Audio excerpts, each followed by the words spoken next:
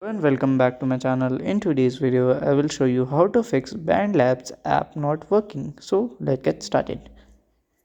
So here I will just go to the app. Okay, then you have to press and hold into the app, and then here you will see the I button. So then you have to click on this I button. It will redirect to your app info. Okay, so at here you can see the app info. So to fix it, you have to scroll down and click on the storage section. Okay, and then you have to click on clear data and clear the existing data, and then you have to open the app.